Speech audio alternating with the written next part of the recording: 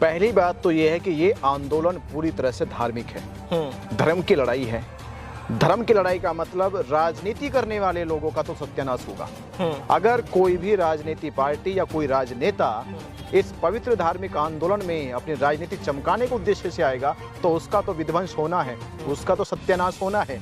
क्योंकि ये आंदोलन जो है पवित्र आंदोलन, महाबोधि महाविहार का आंदोलन है, ये तथागत बुद्ध के महाविहार का आंदोलन है। इसमें तो वो लोग आएंगे जो श्रद्धा से आएंगे।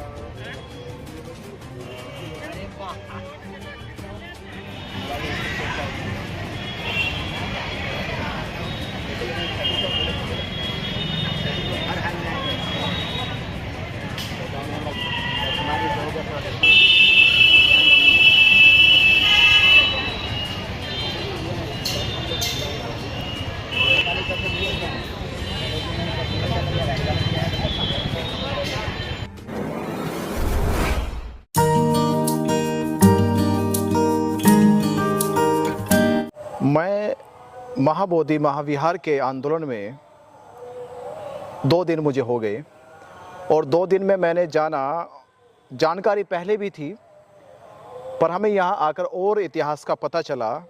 पहले तो हमें ये लगता था कि महाबोधि विहार पर ब्राह्मणों का कब्जा है। असलियत कुछ और है। असलियत ये है कि 6 जुलाई 1949 को बिहार के राज्यपाल द्वारा एक एक्ट बनाया गया जिसका नाम था द बोध गया टेम्पल एक्ट 1949। 1949 एक्ट के तहत एक समिति का प्रारूप तैयार किया गया। वह प्रारूप बनाया गया, उसका चेयरमैन होगा सरकार का मजिस्ट्रेट, जो सरकार में गया जिले का मजिस्ट्रेट होगा वो उसका चेयरमैन रहेगा। और चेयरमैन भी अनिवार्य था हिंदू होना। बायलॉज कहता है कि चेयरमैन अनिवार्य है हिंदू धर्म से होना। ये पहली शर्त थी बायलॉज की, जिसके हम खिलाफ आंदोलन कर रहे हैं। दूसरी बात, बायलॉज के बाद 4 सदस्य हिंदू रखे गए, खोलकर 4 सदस्य इसमें हिंदू रह गए। वो 4 सदस्य इसलिए रह गए क्योंकि इसी एक्ट के तहत उन्होंने शैव मत का भी इसमें जिक्र करा, शैव धर्म को मानने वाले लोगों का जिक्र करा, शैव सन्यासियों का जिक्र करा। क्योंकि वो जिक्र करते, उनका रेफरेंस ये था कि 1560 के दौरान यहाँ पर कोई शैव सन्यासी नाम का महाराज रहता था, उसका इस विहार पे कब्जा था और वो इसको शैव मंदिर बोलता था, ये बताता था।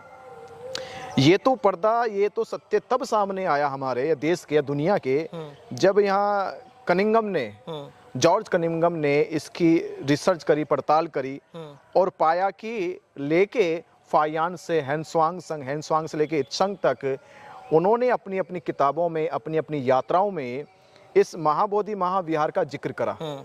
और जैसा जिक्र करा, जैसा वर्णन करा, उसी वर्णन के आधार पे जब इसकी खुदाई हुई तो इसके अवशेष मिले। उस समय ना शिव मंदिर था, ना शिवलिंग था, ना अन्य कोई हिंदू देवी देवताओं की प्रतिमाएं या चित्र थे। तो बायलॉज बनाते समय यहाँ के बिहार राज्य के राज्यपाल ने जो सबसे बड़ी गलती करी, इसमें हिंदुओं को सदस्य बनाया। 4 हिंदू सदस्य बने और 4 सदस्य बनाए गए इसमें बौद्धों को, बौद्ध समाज के 4 सदस्य बनाए गए। पर सारा समिति का जो भार था वो या तो चेयरमैन के ऊपर है, चेयरमैन हिंदू होना चाहिए, या उसके बाद सेकेंडरी पे आते हैं 4 सदस्य, वो जो हिंदू है, जो इसमें सेक्रेटरी है, जो कोषाध्यक्ष है, जो इसके और पदों पे हैं। बाकी बौद्ध सदस्य तो इसमें केवल सदस्य नाम मात्र थे, उनकी कोई भी इसमें सुनवाई नहीं, उनकी कोई बात सुनने वाला नहीं, उनकी कोई राय मशवरा नहीं, बस वो दिखाने के लिए रखे गए, केवल दिखाने के लिए रखे गए। बायलॉज का जो सच्चाई जो सामने अभी निकल कर आई है वो ये है कि ये बिहार जो महाबोधि महाविहार है, ये कहने को तो महाबोधि महाविहार है, पर कागजों में हिंदू मंदिर दर्ज हो गया। अब हमें ये कागजों का इतिहास कहाँ से आया?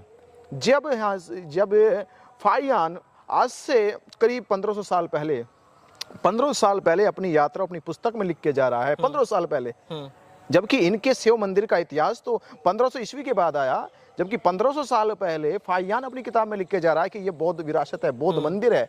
क्योंकि इस मंदिर की स्थापना सम्राट अशोक ने, जब सम्राट अशोक कलिंग युद्ध जीत कर आए तो अपने गुरु उपगुप्त के साथ 10 वर्षों के बाद वो जब इसकी यात्रा करते हैं बोध गया की, तो उन्होंने कहा कि मुझे जिस मार्ग पे चलते मुझे शांति मिली है, जिस मार्ग पे चलते हुए मैंने हिंसा का मार्ग छोड़ा है, मुझे उस शास्ता के महाबोधि विहार में एक महा टेम्पल बनाना है।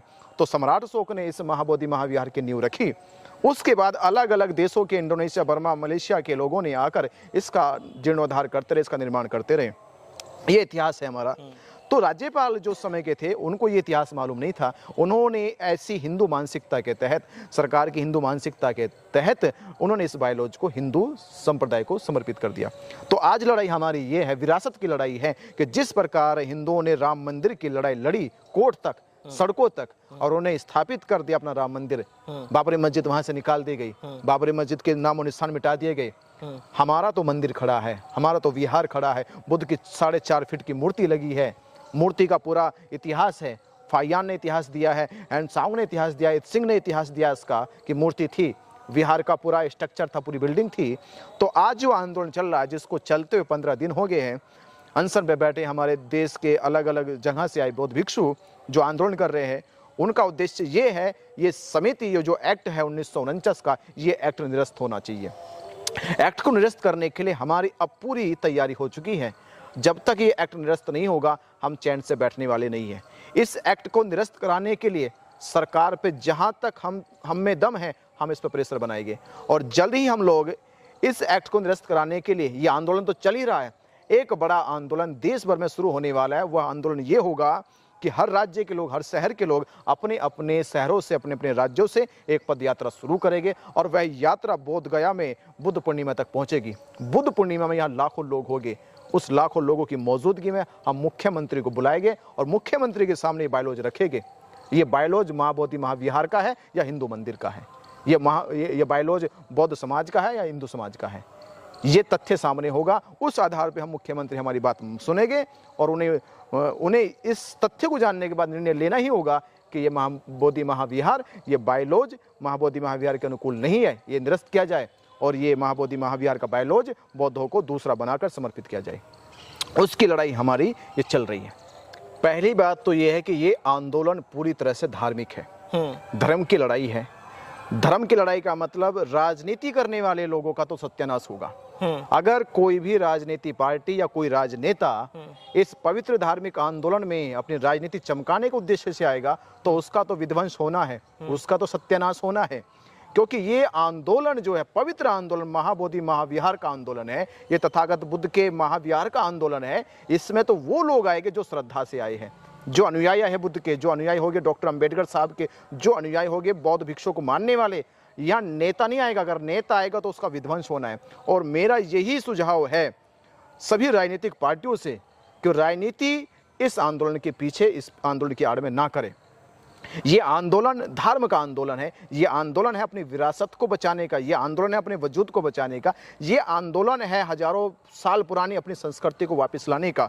तो मेरा निवेदन सभी राजनीतिक पार्टियों से जो खास तौर पे आंदोलन की आड़ में अपनी राजनीति को रोटियां सेकने की तैयारी कर रही है, अपना उल्लू सीधा कर रही है, मैं उन सभी राजनीतिक पार्टी के नेताओं से कहना चाहता हूँ कि वो इस आंदोलन की आड़ में राजनीति ना करे, बल्कि बौद्ध भिक्षुओं का, बौद्ध उपासकों का, बौद्ध अनुयायियों का एक सपोर्ट बने।